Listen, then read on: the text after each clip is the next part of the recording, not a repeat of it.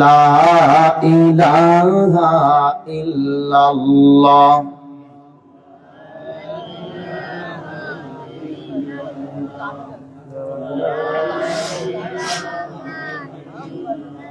বাজান আমার শুধু শেষ,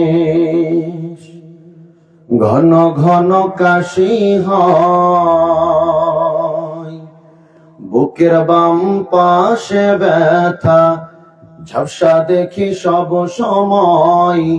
এসব কথা ছেলের কানে যাই না,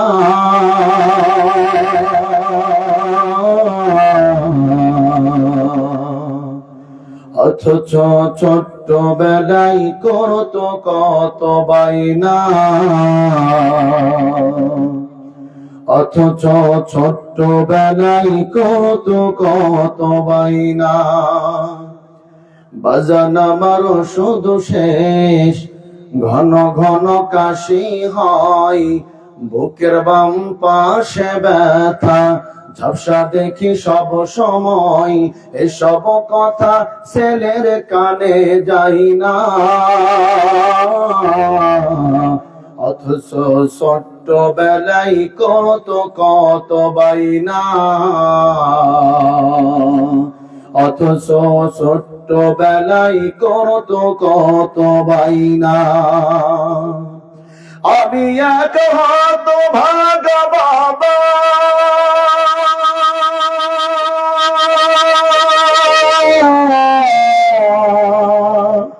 আমি মরে গেলে শুধু কারে কিনে দিবা, আমি মরে গেলে তুমি কারে বাবা ডাকবা, আমি মরে গেলে শুধু কারে কিনে দিবা। বাজান আমার শুধু শেষ, ঘন ঘন কাশি হয়, বুকের বাম পাশে ব্যথা, ঝাপসা দেখি সব সময়। এসব কথা ছেলের কানে যাই না,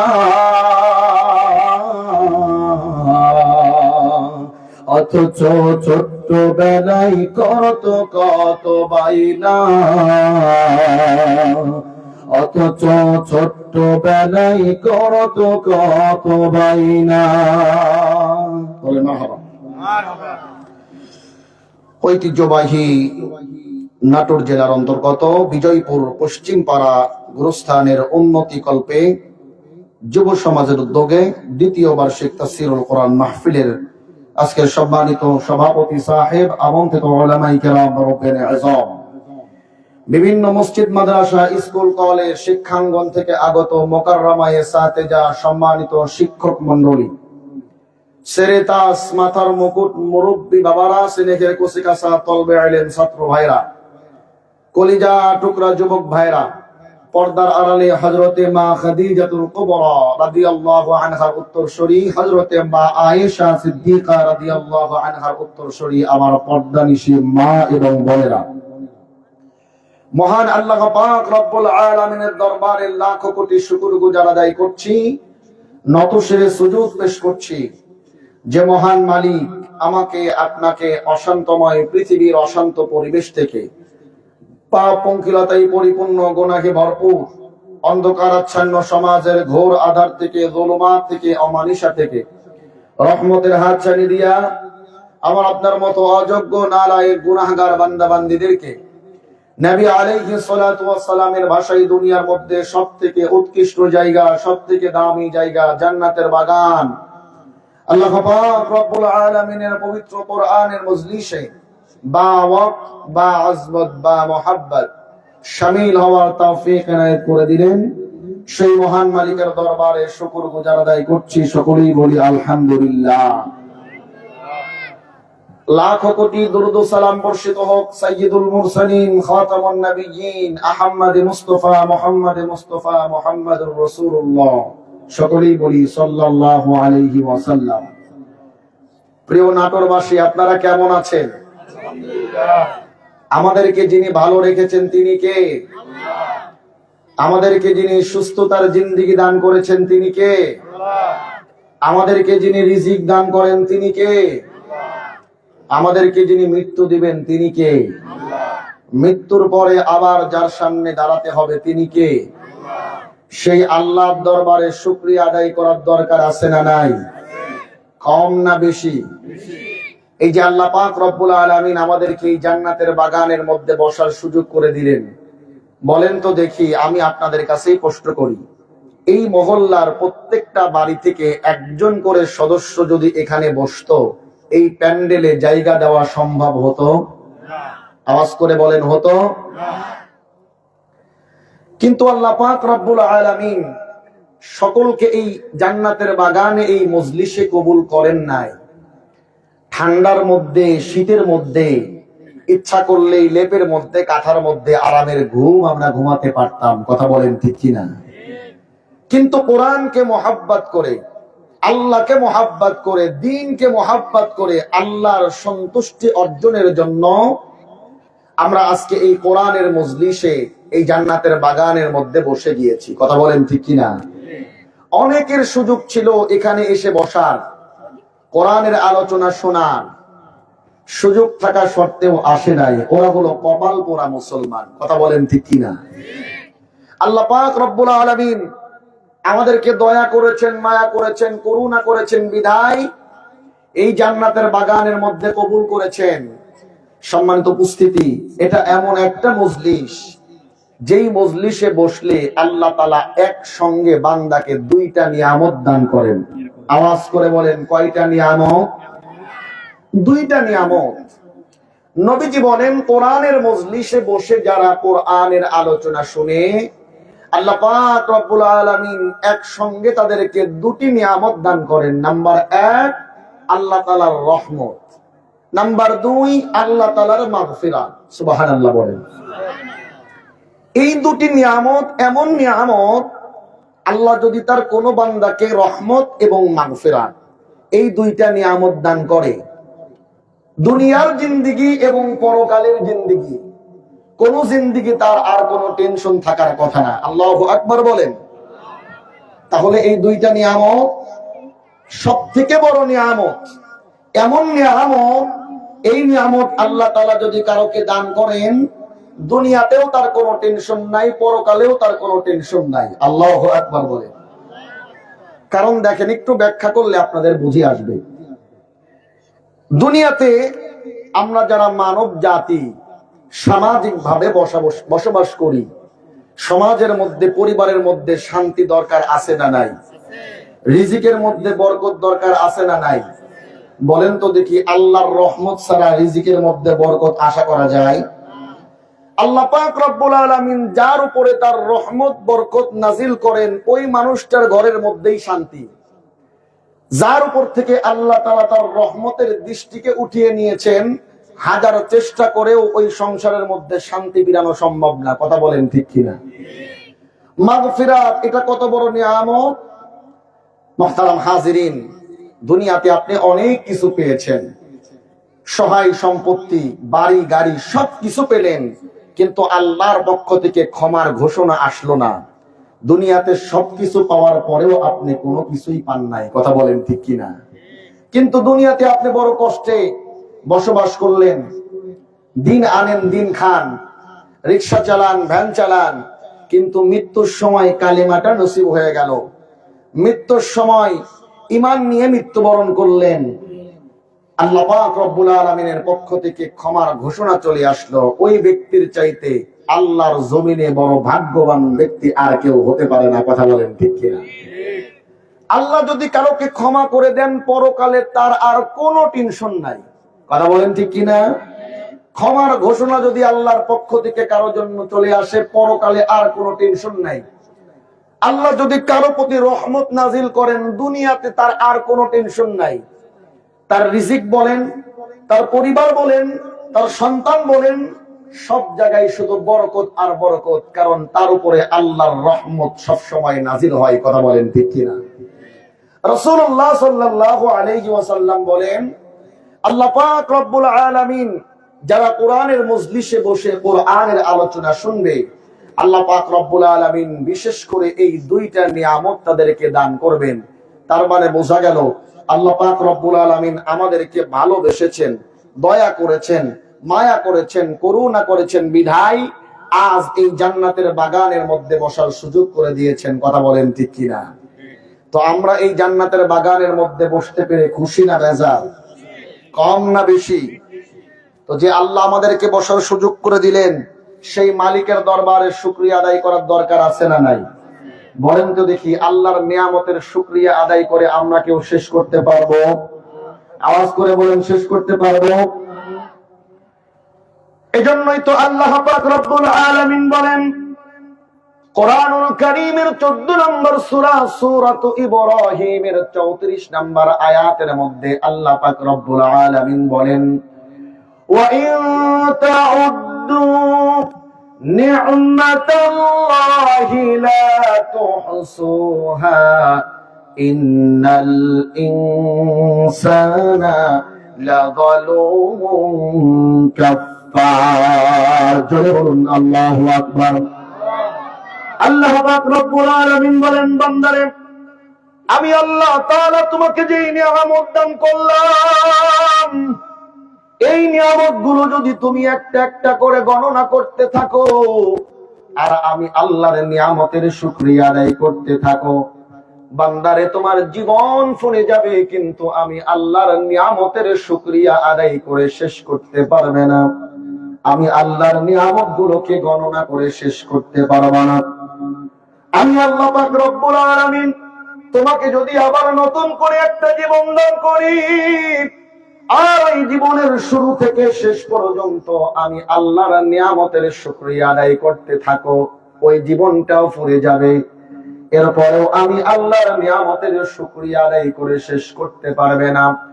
আমি আল্লাহ পাক রব্বুল আলামিন আবার যদি নতুন করে তোমাকে আবার একটা জীবন দান করি, ওই জীবনের শুরু থেকে শেষ পর্যন্ত আমি আল্লাহর নিয়ামতের শুকরিয়া আদায় করতে থাকো, ওই জীবনটাও ফুরে যাবে, এরপরেও আমি আল্লাহর নিয়ামতের শুকরিয়া আদায় করে তুমি শেষ করতে পারবে না। বলেন সুবহানাল্লাহ। এজন্যই কবি বলেন তু মুঝে আসমা দিয়া আর তু মুঝে রাস্তা দিয়া,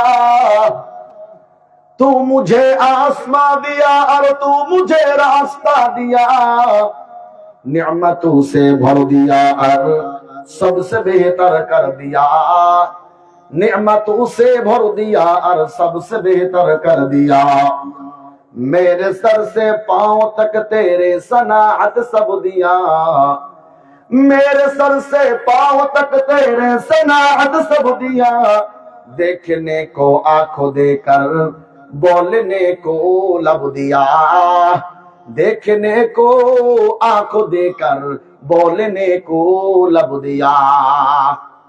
কবিতার ভাষায় বলতেছেন আল্লাহ মাথার উপরে আসমানটাকে আপনি আমাদের জন্য ছাদ বানায়া দিলেন, জমিনটাকে চলার জন্য রাস্তা বানায়া দিলেন, 3.5 হাত বডির মধ্যে আপনি আমাদেরকে কত নিয়ামত দান করলেন, দেখার জন্য চক্ষু দিলেন, বলার জন্য জবান দিলেন, এত এত নিয়ামত দেওয়ার পরেও আমরা বান্দা নিয়ামতের না শুকরিয়া করি। কথা বলেন ঠিক কিনা?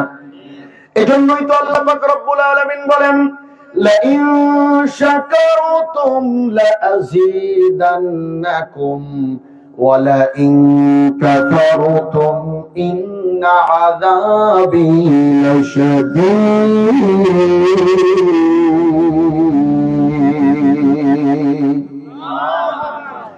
আল্লাহ পাক রব্বুল আলামিন বলেন বান্দারে আমি আল্লাহ তাআলা তোমাকে যেই নিয়ামত দান করলাম, এই নিয়ামতের শুকরিয়া যদি তুমি আদায় করো, আমি আল্লাহ তাআলা নিয়ামতকে 1000 গুণে, লক্ষ গুণে, কোটি গুণে আমি আল্লাহ তাআলা নিয়ামতকে বৃদ্ধি করে দেব।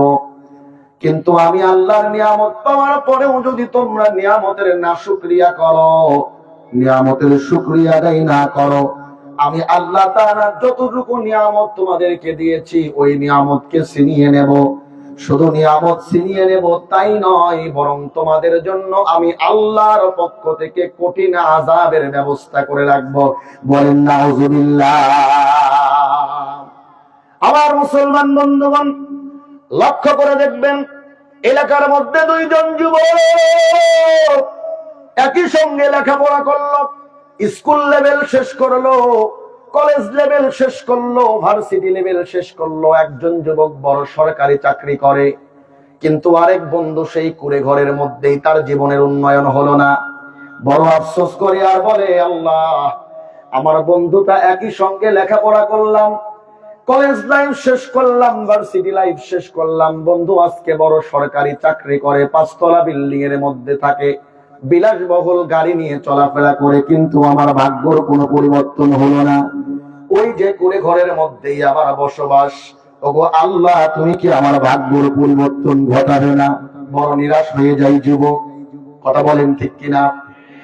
আমার আল্লাহ তাআলা বলেন, বান্দারে, আমি আল্লাহ পাক রব্বুল আলামিন তোমাকে কুড়ে ঘরের মধ্যে রেখেছি, ঠিক আছে, কিন্তু 3 বেলা কিন্তু ওই কুড়ে ঘরের মধ্যে আমি আল্লাহ রিজিক পৌঁছাই। আমি আল্লাহ ইচ্ছা করলে তোমার রিজিকের দরজাটা বন্ধ করে দিতে পারতাম, কিন্তু আমি আল্লাহ তোমার রিজিকের দরজাকে বন্ধ করি নাই। কুড়ে ঘরের মধ্যে থাকো, কিন্তু 3 বেলা আমি আল্লাহ রিজিক পৌঁছাই। কুড়ে ঘরের মধ্যেই চক্ষু শীতলকারী সন্তান আমি তোমাকে দান করলাম। মনে করতেছো তোমার বন্ধু 5 তলা বিল্ডিং এর মধ্যে থাকে, বড় সুখে আছে, খবর নিয়ে দেখো, তোমার তো কোনো টেনশন নাই। সারাদিন কাজ কাম শেষ করে এসে ডাল ভাত খেয়ে নাক ডেকে ঘুমাও, কিন্তু খবর নিয়ে দেখো, তুমি মনে করতেছো তোমার বন্ধু বড় সুখী আছে, কিন্তু খবর নিয়ে দেখো তোমার বন্ধুর মাথার মধ্যে কত টেনশন। তোমার বন্ধু রাত্রে ঘুমাতে পারে না, রাত্রে বেলা পাওয়ারফুল অ্যান্টিবায়োটিক ঘুমের ওষুধ খেয়ে তারপরে তোমার বন্ধুকে ঘুমাতে হয়। কথা বলেন ঠিক কিনা? আমার আল্লাহ বলেন, বান্দারে, খবরদার খবরদার, নিরাশ হয় না, নাশুকরিয়া করো না। আমি আল্লাহ তোমাকে কুড়ে ঘরের মধ্যে রেখেছি, তুমি যদি ওই নিয়ামত পাওয়ার পরে নিয়ামতের শুকরিয়া আদায় করো, আমি আল্লাহ তাআলা তোমার নিয়ামতকে 1000 গুণে, লক্ষ গুণে, কোটি গুণে আমি আল্লাহ তোমার নিয়ামতকে বাড়িয়ে দেব। আমি আল্লাহ তোমার জন্য যতটুকু ফয়সালা করেছি, ওই ফয়সালার উপরে তুমি সন্তুষ্ট থাকো। বান্দারে, ওর মধ্যেই আমি আল্লাহ তাআলা বরকত দান করব। কথা বলেন ঠিক কিনা? আল্লাহ বলেন, বান্দা খবরদার নাশুকরিয়া করিস না। মনে করতেছিস তোর বন্ধু 5 তলা বিল্ডিং এর মধ্যে আছে, বেশি বড় হয়ে গেছে, থাক, এটা লাগলে আমি নেব না, ঠিক আছে। মনে করতেছিস তোর বন্ধু 5 তলা বিল্ডিং এর মধ্যে আছে, খুব সুখে আছে, খবর নিয়ে দেখ তোর বন্ধুর বউটা অন্যের সঙ্গে পরকিয়া করে, আছে না নাই? মেয়েটা একজনের হাত ধরে বের হয়ে চলে গেছে, ছেলেটা নেশা ভান করে অনেক রাত করে বাড়িতে ফেরে, তোর বন্ধুর মাথার মধ্যে এত টেনশন, রাত্রে ঘুম হয় না, কিন্তু তুই রিক্সা চালাস, ভ্যান চালাস, সামান্য ছোট্ট একটা প্রাইভেট চাকরি করিস, সারাদিন কাজকর্ম শেষে ডাল ভাত খেয়ে নাক ডেকে ঘুমাস। বান্দারে, দুনিয়ার সম্পদের মধ্যে আমি আল্লাহ সফলতা রাখি নাই, বড় বাড়ির মধ্যে আমি আল্লাহ সফলতা রাখি নাই, বড় গাড়ির মধ্যে আমি আল্লাহ সফলতা রাখি নাই, দুনিয়ার ব্যাংক ব্যালেন্সের মধ্যে আমি আল্লাহ সফলতা রাখি নাই। সত্য রেখেই চলে যেতে হবে। 3.5 হাত ওই মাটির ঘর তোর আপন হবে, 3 টুকরা 5 টুকরা কাপড় ছাড়া তো দুনিয়া থেকে কেউ কোনো কিছুই নিয়ে যেতে পারে নাই। কথা বলেন ঠিক কিনা? দুনিয়া পাওয়ার মধ্যে কোন সফলতা আছে? কথা বলেন, আছে? जो तू मेरा तू सब मेरा, फलक मेरा जमी मेरी, अगर एक तू नहीं मेरा तो कोई शय नहीं मेरी, अगर एक तू नहीं मेरा तो कोई शय नहीं मेरी। আল্লাহু আকবার বলেন। কবি কি সুন্দর করে বলতেছেন, जो तू मेरा तू सब मेरा, फलक मेरा जमी मेरी, अगर एक तू नहीं मेरा तो कोई शय नहीं मेरी, अगर एक तू नहीं मेरा तो कोई शय नहीं मेरी। ওগো আল্লাহ, আপনি যদি আমার হয়ে যান, দুনিয়ার সব আমার হয়ে যাবে। আপনি যদি আমার হয়ে যান, আসমান আমার হয়ে যাবে। আপনি যদি আমার হয়ে যান, জমিন আমার হয়ে যাবে। আর যদি আপনি না আমার হন, আপনি যদি আমার না হন, তাহলে দুনিয়ার কিছুই তো আমার হয় না। ওগো আল্লাহ, আপনার কাছে যে দুনিয়া চাই তাকে আপনি দুনিয়া দিয়ে দেন, কিন্তু আপনি আমার হয়ে যান। ওগো আল্লাহ, আপনার কাছে যে দুনিয়ার সম্পদ চাই তাকে দুনিয়ার সম্পদ দিয়ে দেন, কিন্তু আপনি আমার হয়ে যান। ওগো আল্লাহ, আপনার কাছে দুনিয়ার যে সুন্দরী নারী চাই তারে আপনি সুন্দরী নারী দিয়ে দেন, কিন্তু আপনি আমার হয়ে যান। जो तू मेरा तू सब मेरा, फलक मेरा जमी मेरी, अगर एक तू नहीं मेरा तो कोई शय नहीं मेरी, अगर एक तू नहीं मेरा तो कोई शय नहीं मेरी। মুসলমান বন্ধুগণ, খুব ভালো করে বুঝবেন, দুনিয়া পাওয়ার মধ্যে সফলতা নাই। দুনিয়ার পিছনে পড়ে থেকে আমি আমার জীবনের মূল্যবান সময়টাকে শেষ করে দিলাম।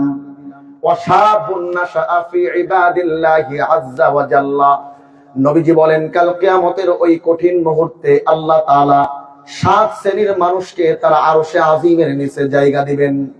এ যুবক, আজকের আলোচনা আপনাদের জন্য, খুব ভালো করে বোঝার জন্য চেষ্টা করবেন।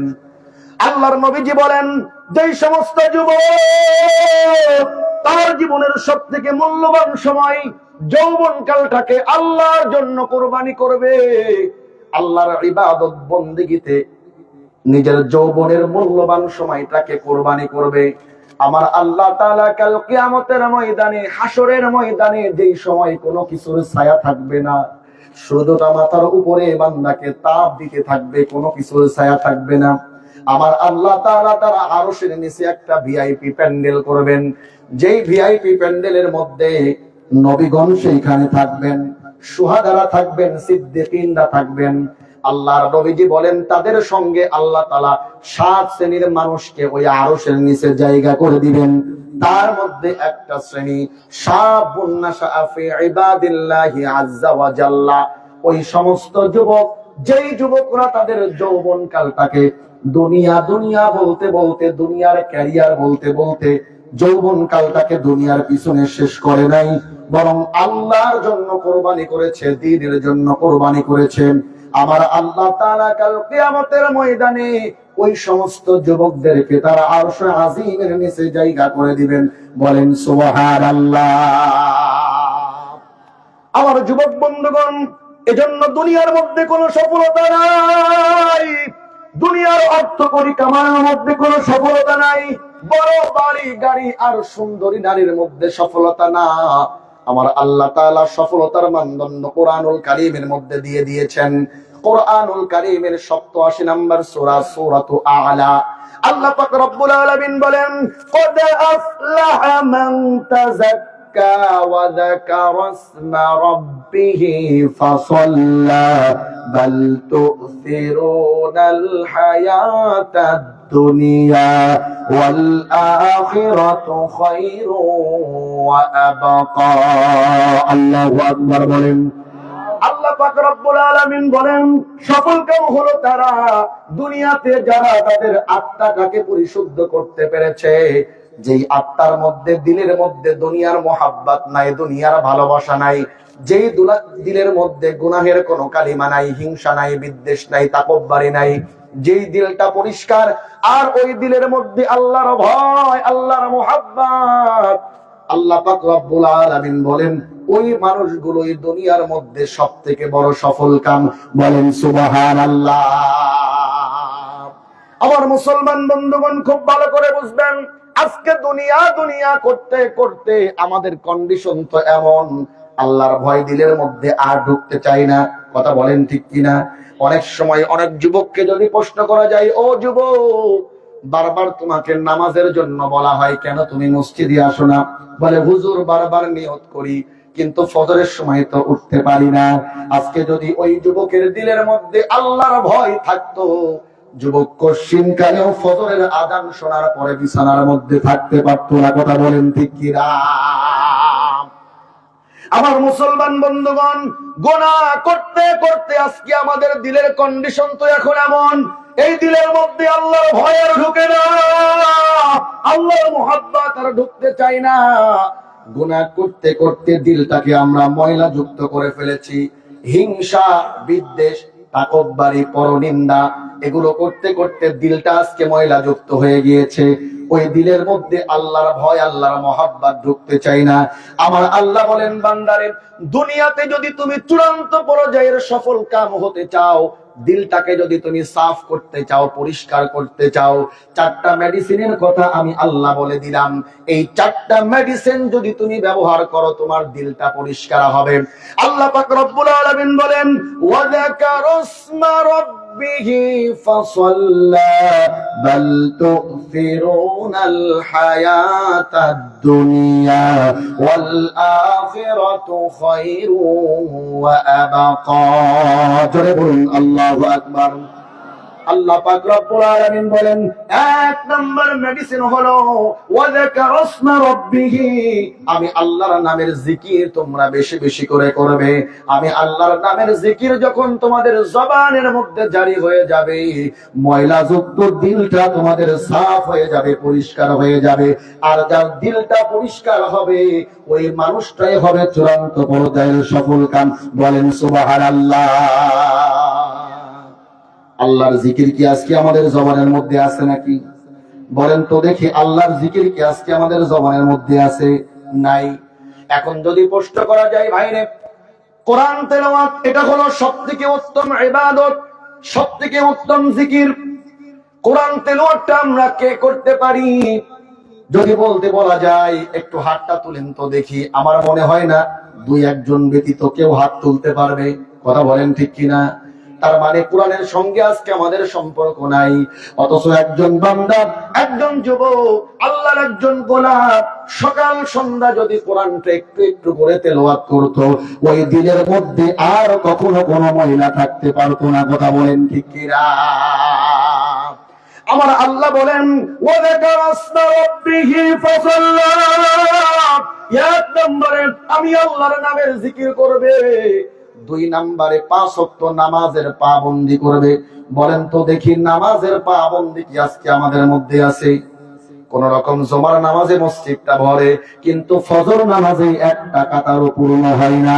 এটা শুধু আপনাদের এলাকার অবস্থা না, খবর নিয়ে দেখেন বাংলাদেশের প্রায় প্রতিটা মসজিদের এই একই অবস্থা। কথা বলেন ঠিক কিনা? আজকে সমাজের যুবকরা যদি নামাজি হয়ে যেত, এই সমাজের মধ্যে মাদক আর থাকতো না। কথা বলেন ঠিক কিনা? আজকে যদি সমাজের যুবকরা নামাজি হয়ে যেত, এই সমাজে আমার কোন মা বোন ধর্ষিত হতো না। কথা বলেন ঠিক কিনা? আজকে যদি যুবকরা নামাজি হয়ে যেত, আমার এই দেশের মধ্যে কোরআনের হুকুমত প্রতিষ্ঠা করতে আর খুব বেশি সময় লাগতো না। কথা বলেন ঠিক কিনা? আজকে কিন্তু আমরা সকলেই চাই যে আমার সমাজের মধ্যে শান্তি প্রতিষ্ঠা হোক, সমাজটা শান্তি সম্প্রীতির হোক। কিন্তু বলেন তো দেখি, আল্লাহর কোরআনের আইন সমাজের মধ্যে বাস্তবায়ন করা ছাড়া এই সমাজে শান্তি ফেরানো কি সম্ভব? আল্লাহর কোরআনের সঙ্গে আজকে আমাদের সম্পর্ক নাই। যুবকের আজকে কোরআনের সঙ্গে সম্পর্ক নাই। অথচ এই যুবকগুলো যদি কোরআনের সঙ্গে বন্ধুত্ব করত, কোরআনকে নিজের দিলের মধ্যে জায়গা দিত, এই সমাজের যুবকগুলোর চরিত্র সব ভালো হয়ে যেত। কথা বলেন ঠিক কিনা? নামাজের সঙ্গে সম্পর্ক হয়ে যেত, এই সমাজের প্রত্যেকটা যুবক চরিত্রবান হয়ে যেত, প্রত্যেকটা যুবক হযরত ওমরের মতো হয়ে যেত, প্রত্যেকটা যুবক হযরত আবু বকরের মতো হয়ে যেত, উসমানের মতো হয়ে যেত। কথা বলেন ঠিক কিনা? কিন্তু আজকে কোরআনের সঙ্গে আমাদের কোনো সম্পর্ক নাই। কোরআন থেকে আজকে আমরা বহু দূরে। যে আয়াতে কারিমা আমি আপনাদের খেদমতে তেলাওয়াত করেছি, আজকে যেখানেই যাই একটা অভিযোগ আমাকে শুনতে হয় যে হুজুর, সন্তান পিতামাতার খেদমত করে না, পিতামাতার সঙ্গে ভালো আচরণ করে না। কথা বলেন ঠিক কিনা? এই অভিযোগটা একটা কমন অভিযোগ, যেখানেই যাই অভিযোগটা থাকে। বলেন তো দেখি, আপনাদের সমাজেও এমন যুবক আছে না নাই? যেই যুবক মায়ের সঙ্গে খারাপ আচরণ করে, এমন যুবক আপনাদের সমাজেও আছে না নাই? আছে। বিয়ের আগে ভালোই ছিল, বিয়ের পরে এখন আর মায়ের সঙ্গে ভালো আচরণ করে না। কথা বলেন ঠিক কিনা? বিয়ের আগে মায়ের সঙ্গে ভালো আচরণ করতো, বিয়ের পরে এখন বউয়ের কথা শুনে বউয়ের কথাই চলে, মায়ের সংসার থেকে আলাদা করছে। আছে না নাই? মায়ের খেদমত করে না, বৃদ্ধ মাটা পড়ে আছে, বৃদ্ধ বাবাটা পড়ে আছে, কিন্তু বাবা মার খবর নেওয়ার সময় যুবকের হয় না। আজকে আমাদের সমাজের কমন একটা সমস্যা হয়ে গেছে, যুবক পিতামাতার খেদমত করে না। কথা বলেন ঠিক কিনা? সঙ্গত কারণেই আমি এই আয়াতে কারিমা আপনাদের খেদমতে তেলাওয়াত করেছি। কোরআনুল কারীমের 17 নম্বর সূরা সূরাত বানী ইসরাঈলের 23 নম্বর আয়াতে কারিমা, যেখানে আল্লাহ পাক রব্বুল আলামিন দুইটা হক সম্পর্কে বর্ণনা করেছেন। কয়টা হক? আওয়াজ করে বলেন, কয়টা হক? খুব ভালো করে বুঝবেন, সংক্ষিপ্ত আলোচনা হবে। আমার পরে প্রধান মেহমান আছেন, উনি আলোচনা করবেন। সংক্ষিপ্তে একটা মেসেজ আমি দিয়ে যাব যুবক ভাইদেরকে। আমার যুবক ভাইরা, যাদের মা বাবা এখনো দুনিয়াতে বেঁচে আছেন, তাদের জন্য আজকে আমার এই দাওয়াত থাকবে। যাদের মা বাবা দুনিয়া থেকে বিদায় নিয়েছেন, তাদের জন্য আজকে আমার এই দাওয়াত থাকবে, এই নসিহত থাকবে। খুব ভালো করে বুঝবেন যে আয়াতে কারিমা আমি আপনাদের খেদমতে তেলাওয়াত করেছি। আল্লাহ তাআলা এখানে দুইটা হক সম্পর্কে বর্ণনা করেছেন। কয়টা হক? দুইটা হক। একটা হলো হকুল্লাহ আর একটা হলো হকুল ইবাদা। হকুল্লাহ কাকে বলা হয় আর হকুল ইবাদা কাকে বলা হয়? খুব ভালো করে বুঝবেন। হকুল্লাহ বলা হয় যেই হকগুলো আল্লাহর সঙ্গে সম্পৃক্ত। যেমন 5 ওয়াক্ত নামাজ আল্লাহ তাআলা আমাদের উপরে ফরজ করেছেন। কথা বলেন ঠিক কিনা? এটা হলো হকুল্লাহ, আল্লাহর হক। রমজান মাসের রোজা আল্লাহ তাআলা আমাদের উপরে ফরজ করেছেন। এটা হকুল্লাহ, আল্লাহর হক। সামর্থ্য থাকলে পরে হজ করা, নিসাব পরিমাণ মালের মালিক হলে যাকাত দেওয়া, এগুলো হলো হকুল্লাহ, আল্লাহর হক। বলেন তো দেখি, নামাজ, রোজা, হজ, যাকাত এগুলো আমরা কেন আদায় করি? আল্লাহর সন্তুষ্টি অর্জন করে পরপারে যাতে করে জান্নাতে যেতে পারি। কথা বলেন ঠিক কিনা? তো আল্লাহ তাআলা একই সঙ্গে দুইটা হক নিয়ে আলোচনা করলেন। একটা হলো হকুল্লাহ আর একটা হলো হকুল ইবাদা। হকুল্লাহ যেটা আল্লাহর হকের সঙ্গে সম্পৃক্ত, হকুল ইবাদা যেটা বান্দার হকের সঙ্গে সম্পৃক্ত। তো হকুল ইবাদা সম্পর্কে আলোচনা করতে গিয়ে আল্লাহ তাআলা পিতামাতার হক নিয়ে আলোচনা করেছেন। বলেন আল্লাহু আকবার। আল্লাহ তাআলা তার নিজের হকের কথা বলতে গিয়ে কেন পিতামাতার হকের কথা বললেন? মুফাসসিরিনে কেরাম এই আয়াতের ব্যাখ্যা করতে গিয়ে বলেন, আল্লাহ পাক রব্বুল আলামিন এজন্যই নিজের হকের কথা বলতে গিয়ে পিতামাতার হকের কথা বলেছেন। আল্লাহ তাআলা গোটা পৃথিবীর মানুষকে বোঝাতে চান, ও দুনিয়ার মানুষ, তোমরা যদি আমি আল্লাহর হককে যথার্থভাবে আদায় করতে চাও, তোমরা যদি চাও তোমাদের নামাজ আমি আল্লাহর দরবারে কবুল হোক, তোমরা যদি চাও তোমাদের হজ আমি আল্লাহর দরবারে কবুল হোক, তোমরা যদি চাও তোমাদের রোজাগুলো আমি আল্লাহর দরবারে কবুল হোক, তাহলে আগে তোমরা তোমাদের পিতামাতার খেদমত করো, পিতামাতার হক আদায় করো। তোমাদের পিতামাতা আমি তোমাদের পিতামাতা তোমাদের প্রতি সন্তুষ্ট হওয়া ছাড়া আমি আল্লাহর কোন ইবাদত আমি আল্লাহর কাছে কবুল হবে না। বলেন আল্লাহু আকবার। কথা কি বুঝতে পারেন? কথা ক্লিয়ার? আল্লাহ তাআলা নিজের হকের কথা বলতে গিয়ে পিতামাতার হকের কথা বললেন কেন? আল্লাহ তাআলা বান্দাকে বলতে চান, বান্দারে, আমি আল্লাহর হককে যদি যথার্থভাবে আদায় করতে চাও, তোমরা যদি চাও যে আমি আল্লাহর হকগুলো আমি আল্লাহর কাছে কবুল হোক, তাহলে আগে তোমাদের পিতামাতার হকগুলো আদায় করো। তোমাদের পিতামাতা যদি তোমাদের প্রতি সন্তুষ্ট থাকে, তাহলে আমি আল্লাহর হকগুলো আদায় হবে, আমি আল্লাহর হকগুলো কবুল হবে। কিন্তু তোমাদের পিতামাতা কোনো কারণে যদি তোমাদের প্রতি অসন্তুষ্ট হয়ে যায়, যতই নামাজ পড়ো না কেন, যতই হজ করো না কেন, যতই যাকাত দাও না কেন, কোন ইবাদত আমি আল্লাহর দরবারে কবুল হবে না। নামাজ পড়েও তুমি হবে জাহান্নামী, হজ করেও তুমি হবে জাহান্নামী, রমজানের রোজা রেখেও তুমি হবে জাহান্নামী, যতক্ষণ পর্যন্ত না তোমার পিতামাতা তোমার প্রতি সন্তুষ্ট হয়। বলেন আল্লাহু আকবার। মুসলমান ভাইরা রে, আমার কথাগুলো দিল দিয়ে বুঝবেন। লম্বা টাইম আলোচনা করার সুযোগ আমার কাছে নাই, শুধুমাত্র কেবলমাত্র একটা মেসেজ দিয়েই আমি আমার আলোচনার ইতি টানবো। খুব ভালো করে বোঝার জন্য চেষ্টা করবেন আল্লাহ পাক রব্বুল আলামিন বান্দাকে কি মেসেজ দিতে চান। আল্লাহ তাআলা বলেন, ওয়া কাদা রাব্বুকা আল্লা তা'বুদু ইল্লা ইয়্যাহু ওয়া বিল ওয়ালিদাইনি ইহসানা। জোরে বলুন আল্লাহু আকবার। আল্লাহ পাক রব্বুল আলামিন বলেন, আমি আল্লাহর পক্ষ থেকে চূড়ান্ত পর্যায়ের 1 নাম্বার সিদ্ধান্ত হলো তোমরা শুধুমাত্র কেবলমাত্র আমি আল্লাহর ইবাদত করবে। বলুন তো দেখি, আমরা ইবাদত করব কার?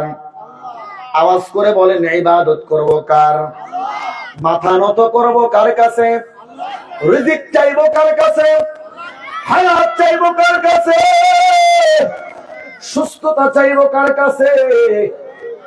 আমরা আল্লাহর গোলাম, আল্লাহকে ছাড়া অন্য কারো কাছে আমরা আমাদের মাথাকে নোয়াতে পারি না। কথা বলেন ঠিক কিনা? আবার আল্লাহ পাক রব্বুল আলামিন বলেন, বান্দারে আমি আল্লাহর পক্ষ থেকে 1 নম্বরের চূড়ান্ত পর্যায়ের সিদ্ধান্ত হলো তোমরা শুধুমাত্র কেবলমাত্র আমি আল্লাহর ইবাদত করবে, আমি আল্লাহর সঙ্গে অন্য কোনো কিছুকে শরীক করতে পারবা না। 2 নম্বরে আমি আল্লাহর ইবাদতের পরে তোমরা তোমাদের পিতামাতার ইবাদত করবে। ওয়াবিল ওয়ালিদাইনি ইহসানা, তোমরা তোমাদের পিতামাতার প্রতি ইহসান করবে, পিতামাতার সঙ্গে ভালো আচরণ করবে।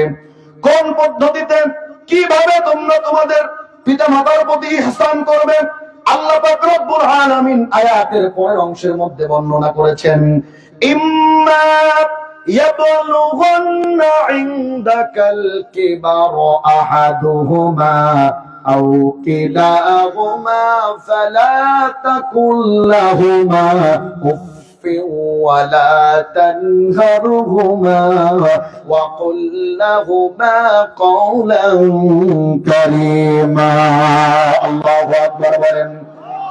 আল্লাহ পাক রব্বুল আলামিন বলেন, তোমাদের পিতামাতা যখন বার্ধক্যে উপনীত হবে, তোমাদের পিতামাতা যখন বৃদ্ধ হয়ে যাবে, খবরদার খবরদার তোমরা তোমাদের পিতামাতার সঙ্গে এমন আচরণ করতে পারবা না যে আচরণের কারণে তোমাদের পিতামাতা দিলের মধ্যে কষ্ট পেয়ে জবান দিয়ে উফ শব্দটা উচ্চারণ করে। অথবা তোমাদের পিতামাতা যখন বৃদ্ধ হয়ে যাবে, তোমাদের পিতামাতার আচরণের প্রতি বিরক্ত হয়ে তোমরা বিরক্তির ভাব জবান থেকে উফ শব্দটা পর্যন্ত উচ্চারণ করতে পারবা না। তোমরা তোমাদের পিতামাতার সঙ্গে ভালো আচরণ করবে, সম্মান সূচক আচরণ করবে। এরপরে কি করবে? আল্লাহ পাক রব্বুল আলামিন বলেন, ওয়াখফিদ লাহুমা জানাহাদ দুল্লি মিনার রাহমাতি ওয়া কুর রাব্বিরহামহুমা কামা রাব্বায়ানি সগীরা। আল্লাহ পাক রব্বুল আলামিন বলেন, এরপরে তোমরা তোমাদের মা বাবার পদতলে তোমাদের ভালোবাসার ডানাকে বিছায়া দিবে, আর তোমাদের মা বাবার জন্য আমি আল্লাহর কাছে দোয়া করবে, রব্বিরহামহুমা কামা রাব্বায়ানি সগীরা। হায় আল্লাহ, আমাদের মা বাবা ছোট্টবেলায় আমাদের প্রতি যেমন দয়া আর করুণা করেছেন, দয়া মায়া মুহাব্বত ভালোবাসা দিয়ে ছোট্ট থেকে বড় করে তুলেছেন, আপনিও আমাদের মা বাবার প্রতি অনুরূপ দয়া আর করুণা করুন। বলেন সুবহানাল্লাহ। মুসলমান বন্ধুগণ, তাফসীর খুব ভালো করে বুঝতে হবে। আল্লাহ পাক রব্বুল আলামিন বান্দাকে এই দোয়াই কেন শিক্ষা দিলেন? রব্বিরহামহুমা কামা রাব্বায়ানি সগীরা। তোমরা আমি আল্লাহর কাছে দোয়া করবে, তোমাদের পিতামাতা ছোট্টবেলায় তোমাদের প্রতি যতটুকু দয়া করেছেন, যেমন দয়া করেছেন, আমি আল্লাহ যেন তোমাদের পিতামাতার প্রতি অনুরূপ দয়া আর করুণা করি। খুব ভালো করে বুঝবেন, আল্লাহ তাআলা বান্দাকে তার পিতামাতার জন্য এই দোয়াই কেন শিক্ষা দিলেন? এমন দোয়াও তো শিখাতে পারতেন, তোমরা তোমাদের মা বাবার জন্য দোয়া করবে, আমি আল্লাহ তাআলা যেন তোমাদের মা বাবার জিন্দেগীর সমস্ত গুনাহগুলোকে মাফ করে দেই। এই দোয়াও তো শিখাতে পারতেন। কথা বলেন, কথা বলেন। অথবা আল্লাহ তাআলা এমন দোয়াও তো শিখাতে পারতেন, তোমরা তোমাদের মা বাবার জন্য আমি আল্লাহর কাছে দোয়া করবে, আমি আল্লাহ যেন সবথেকে কঠিন মুহূর্ত কবরের মধ্যে, ওই জায়গায় কবরের আযাবটা যেন তোমাদের মা বাবার জন্য আমি মওকুফ করে দেই। অথবা আল্লাহ তাআলা সন্তানকে পিতামাতার ব্যাপারে এমন দোয়াও তো শিখাতে পারতেন, তোমরা তোমাদের পিতামাতার জন্য আমি আল্লাহর কাছে দোয়া করবে, আমি আল্লাহ তাআলা যেন কাল কিয়ামতের এই কঠিন মুহূর্তে তোমাদের পিতামাতার হিসাব নিকাশকে আমি সহজ করে দেই। অথবা আল্লাহ তাআলা সন্তানকে পিতামাতার ব্যাপারে এমন দোয়াও তো শিখাতে পারতেন, তোমরা তোমাদের পিতামাতার জন্য আমি আল্লাহর কাছে দোয়া করবে, আমি আল্লাহ যেন তোমাদের পিতামাতার জন্য ফুলসিরাতকে সহজ করে দেই, বিনা হিসাবে জান্নাতের উচ্চ মাকাম দান করে দেই। এ মুসলমান যুবক, আল্লাহ তাআলা সন্তানকে এমন কোন একটা দোয়া তো শিখাতে পারতেন, এই দোয়াটাই কেন শিক্ষা দিলেন? তোমরা তোমাদের মা বাবার জন্য আমি আল্লাহর কাছে দোয়া করবে, রব্বির হামহুমা কামা রব্বায়ানি সগীরা। আয় আল্লাহ, আমাদের পিতামাতা ছোট্টবেলায় আমাদের প্রতি যেমন দয়া আর করুণা করেছেন, আপনিও আমাদের পিতামাতার প্রতি অনুরূপ দয়া আর করুণা করুন। এ মুসলমান যুবক, আল্লাহ তাআলা সন্তানকে এই দোয়াটাই কেন শিক্ষা দিলেন?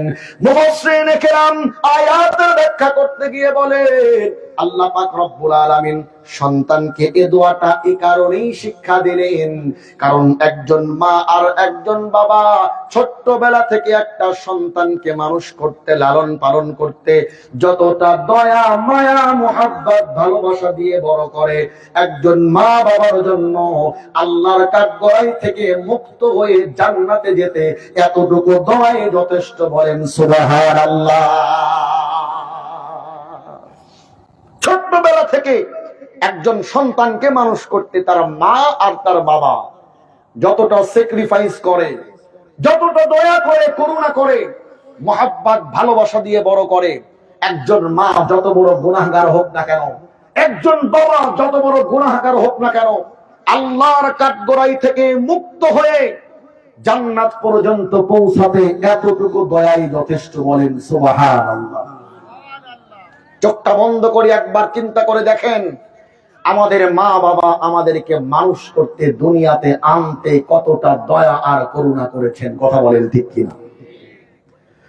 মুসলমান বন্ধুগণ, লম্বা টাইম আমি আলোচনা করতে পারবো না, বাস্তব জীবন থেকে আমি কিছু মিসাল দিতে চাই। একজন মা সন্তানকে ছোট্ট থেকে বড় করতে কতটা দয়া মায়া করুণা করেন। এই মুসলমান যুবক, আমি আর আপনি যখন মায়ের গর্ভের মধ্যে একটু একটু করে বড় হতে শুরু করলাম, আমার আপনার মা বাবার মিলনের মাধ্যমে মায়ের গর্ভের মধ্যে যখন আমি আর আপনি একটু একটু করে বড় হতে শুরু করেছি, ওই সময় মা ইচ্ছা করলে আধুনিক কোন পদ্ধতি অবলম্বন করে পেটের মধ্যেই হত্যা করতে পারতেন। কথা বলেন ঠিক কিনা? মা কি তাই করেছেন নাকি? মা যদি পেটের মধ্যেই হত্যা করতেন, দুনিয়ার আলো কি আমরা দেখতে পেতাম না? আমার মুসলমান বন্ধুগণ, মা কিন্তু তা করলেন না। যেদিন থেকে আমি আর আপনি মায়ের গর্ভের মধ্যে একটু একটু করে বড় হতে শুরু করেছি, মা ইচ্ছা করলেই আধুনিক কোন পদ্ধতি অবলম্বন করে পেটের মধ্যেই হত্যা করতে পারতেন, কিন্তু মা তা করলেন না। কষ্ট করে 10 মাস 10 দিন পর্যন্ত পেটের মধ্যে ধারণ করলেন। এ যুবক, সন্তানকে পেটের মধ্যে ধারণ করতে মাকে কতটা কষ্ট করতে হলো। যেদিন থেকে আমি আর আপনি মায়ের গর্ভের মধ্যে একটু একটু করে বড় হতে শুরু করলাম, মা একটা বেলার জন্য ভালো করে খেতে পারে না।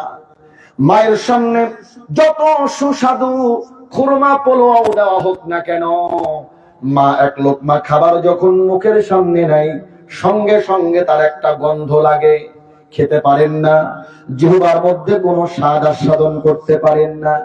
যেদিন থেকে আমি আর আপনি মায়ের গর্ভের মধ্যে একটু একটু করে বড় হতে শুরু করেছি, 10 মাস 10 দিন পর্যন্ত মা একটা বেলার জন্য ভালো করে খেতে পারে নাই। কথা বলেন ঠিক কিনা?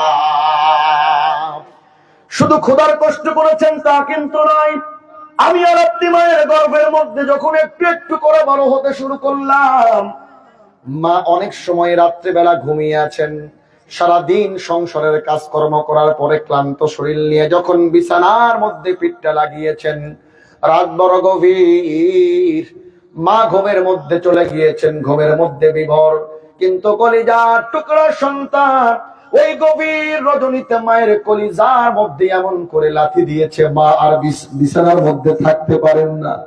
মা চিৎকার দিয়ে ওই গভীর রজনীতে বিছানার মধ্যে দাঁড়িয়ে যায়। কথা বলেন ঠিক কিনা? মায়ের এমন অনেক রাত তো কেটে গেল, পেটের যন্ত্রণায় মা রাত্রে ঘুমাতে পারেন না। ডান দিকে কাত হয়, মা ডান দিকে কাত হয়ে শান্তি পান না, মা আবার বাঁ দিকে কাত হয়। মা যখন বাঁ দিকে কাত হয়, সন্তান আবার ডান দিকে লাথি মেরে দেয়, মা আবার ডান দিকে কাত হয়। এভাবে এপাশ ওপাশ করতে করতে মায়ের কত রাত চলে গেল, কিন্তু মা একটা বারের জন্য সন্তানকে রাগ করে একটা বার পেটের উপর থাপড় পর্যন্ত দেয় নাই। কথা বলেন ঠিক কিনা? মুসলমান বন্ধুগণ, আমি আপনাকে কি বোঝানোর চেষ্টা করতেছি, যে মা এত কষ্ট করে পেটের মধ্যে ধারণ করলে, দুনিয়াতে আনতে মাকে কতটা কষ্ট করতে হলো। শুধু পেটের মধ্যে রাখতেই যে মা কষ্ট করেছেন তা কিন্তু না। যেদিন আমি আর আপনি নরমাল ডেলিভারির মাধ্যমে দুনিয়াতে আসলাম, এই যুবক মাকে সন্তানকে দুনিয়াতে আনতে কতটা কষ্ট করতে হয়েছে। চিকিৎসা বিজ্ঞানী যারা আছেন তারা বলেন, একজন সুস্থ মানুষ তার শরীরের মধ্যে সর্বোচ্চ 45 ইউনিট ব্যথা সহ্য করতে পারে। এর বেশি ব্যথা যদি তার শরীরের মধ্যে দেওয়া হয়, মানুষটা সঙ্গে সঙ্গে মারা যাবে। অথচ একজন মা নরমাল ডেলিভারির মাধ্যমে সন্তানকে দুনিয়াতে আনতে 45, 46, 47 ইউনিট না, ডাক্তার বলেন একজন মাকে 57 ইউনিটের বেশি ব্যথা সহ্য করতে হয়। বলেন সুবহানাল্লাহ। মুসলমান বন্ধুগণ, যদি কোন ডাক্তারকে প্রশ্ন করা যায়, ভাই ডাক্তার, যেখানে একজন মানুষ সুস্থ মানুষ তার শরীরের মধ্যে সর্বোচ্চ 45 ইউনিট ব্যথা সহ্য করতে পারে, এর বেশি ব্যথা তার শরীরের মধ্যে দিলে মানুষটা সঙ্গে সঙ্গে মারা যাবে, তাহলে কেমন করে ওই মানুষটা এত কষ্ট সহ্য করার পরেও দুনিয়াতে বেঁচে থাকে? তাহলে কেমন করে ওই মা 57 ইউনিট ব্যথা সহ্য করার পরেও সন্তান প্রসব করার পরে দুনিয়াতে বেঁচে থাকে? ডাক্তারের জবানের মধ্যে কোনো অ্যানসার থাকে না। শাহাদাত আঙ্গুলি আসমানের দিকে উঁচু করে দেখায় আর বলেন, সৃষ্টিকর্তার কুদরতি ফায়সালা ছাড়া ওই মা দুনিয়াতে বেঁচে থাকার কথা না। বলেন সুবহানাল্লাহ। আমার মুসলমান বন্ধুগণ, এখানেই শেষ না। সন্তানকে দুনিয়াতে জন্ম দিয়েই কিন্তু মায়ের কাজ শেষ হয়ে যায় না, বরং সন্তান দুনিয়াতে আসার পরে মাকে আবার নতুন চ্যালেঞ্জিং এর মধ্য দিয়ে যেতে হয়। কথা বলেন ঠিক কিনা? সন্তান যখন জন্মগ্রহণ করে, এই শীতের মধ্যে সন্তানকে কত কষ্টে লালন পালন করে, সন্তানকে বাঁ পাশে শুইয়ে দেয়, সন্তান বাঁ পাশের বিছানা যখন ভিজিয়ে ফেলে, মা সঙ্গে সঙ্গে সন্তানকে সেখান থেকে তুলে আবার ডান পাশে শুইয়ে দেয়। ডান পাশের বিছানাও যখন ভিজিয়ে ফেলেন, মা তখন শেষ পর্যন্ত কোনো কিছু না পেয়ে বুকের উপরে রেখে সারা রাত কাটিয়ে দেয়। কথা বলেন ঠিক কিনা? মুসলমান বন্ধুগণ, এখানেই শেষ না। মা ওই সন্তানকে মানুষ করতে গিয়ে 2 বছর 2.5 বছর যাবত পর্যন্ত বুকের দুধ পান করালো। বলুন তো দেখি, আমরা আমাদের মায়ের এক ধার দুধের দাম শোধ করার ক্ষমতা আছে নাকি? বক্তা চলে আসছে? আচ্ছা, ঠিক আছে। আমার মুসলমান বন্ধুগণ, এজন্য আমি আপনাদেরকে বোঝানোর চেষ্টা করতেছি, খবরদার খবরদার, মায়ের সঙ্গে খারাপ আচরণ করা যাবে না। সন্তান বিবাহের পরে সুন্দরী বউ পাওয়ার পরে মাকে তখন ভুলে যাই। কথা বলেন ঠিক কিনা? মাকে আর মনে রাখে না, মাকে নিয়ে ভাগাভাগি শুরু হয়ে যায়। এক মায়ের যদি 3টা সন্তান থাকে তাহলে ভাগ করে, 7 দিন মা আমার ঘরে খাবে, 7 দিন তোর ঘরে খাবে, তারপরে 7 দিন তোর ঘরে খাবে। কথা বলেন ঠিক কিনা? এই যুবক, তোমাকে মানুষ করতে গিয়ে মা তো এমন ভাগাভাগি করে নাই, তুমি কেমন করে সংসারী হলে আজকে মা তোমার কাছে বড় বোঝা হয়ে গেল। মায়ের সঙ্গে ভালো আচরণ করো না, অথচ আল্লাহর নবীজি বলেন, আল জান্নাতু তাহতা আকদামিল উম্মাহাত, মায়ের পদতলে হলো সন্তানের জান্নাত। এই যুবক, মা যদি তোমার প্রতি সন্তুষ্ট থাকে, আল্লাহর জান্নাত তোমার জন্য বরাদ্দ হয়ে যাবে। আর মা যদি তোমার প্রতি কোনো কারণে অসন্তুষ্ট হয়ে যায়, যত বড় আল্লাহ ওয়ালাই তুমি হও না কেন, কোশ্চিন কালেও তোমার জান্নাত মিলবে না। মা যার প্রতি অসন্তুষ্ট, দুনিয়ার কোন ইবাদত বন্দেগী আল্লাহর কাছে কবুল হয় না। কথা বলেন ঠিক কিনা? মা যে কত বড় সম্পদ সন্তান এটা জানে না। মা যে কত বড় সম্পদ সন্তান এটা জানে না। আল্লাহর জান্নাতকে আল্লাহ মায়ের পদতলে রেখেছেন। সন্তান যদি মাকে সন্তুষ্ট করতে পারে, দুনিয়ার আর কিছু লাগবে না রে যুবক, আল্লাহর জান্নাত তোমার নসিব হয়ে যাবে। কথা বলেন ঠিক? মা কেন এত দামি জানে না সকলে, জানতো যদি পড়তো দেখে কোরআন হাদিসে খুলে। ঠিক কিনা বলেন? কোরআন হাদিস আজকে পড়তে জানি না বলে মাকে কদর করি না। কথা বলেন ঠিক কিনা? সন্তান যদি কোরআনটা খুলে পড়তে জানতো, আল্লাহর কসম করে বলতেছি ওই সন্তান মায়ের সঙ্গে খারাপ আচরণ করত না। মা কেন এত দামি জানে না সকলে, জানতো যদি পড়তো দেখে কোরআন হাদিসে খুলে। মা কেন এত দামি জানে না সকলে, জানতো যদি পড়তো দেখে কোরআন হাদিসে খুলে। একটি হজের সওয়াব মিলে, কবুল হজের সওয়াব মিলে, মাকে একবার দেখিলে দেখিলে। মা কেন এত দামি জানে না সকলে, জানতো যদি পড়তো দেখে কোরআন হাদিসে খুলে। 10 মাস 10 দিন গর্ভে ধারণ করেছিলেন মা, সহ্য করেছিলেন মায়ে যতই যন্ত্রণা। 10 মাস 10 দিন গর্ভে ধারণ করেছিলেন মা, সহ্য করেছিলেন মায়ে যতই যন্ত্রণা। মাকে কষ্ট দিলে আল্লাহ, মাকে কষ্ট দিলে আল্লাহ আরো কাঁপে বলে। মা কেন এত দামি জানে না সকলে, জানতো যদি পড়তো দেখে কোরআন হাদিসে খোলে। 2 বছর পান করালেন মায়ের বুকের দুধ, কোলে বুকে নিয়ে আমায় দিলেন কত সুখ। 2 বছর পান করালেন মায়ের বুকের দুধ, কোলে বুকে নিয়ে আমায় দিলেন কত সুখ। কিভাবে সেই মাকে সন্তান, কিভাবে সেই মাকে সন্তান মন্দ কথা বলে। মা কেন এত দামি জানে না সকলে, জানতো যদি পড়তো দেখে কোরআন হাদিসে খোলে।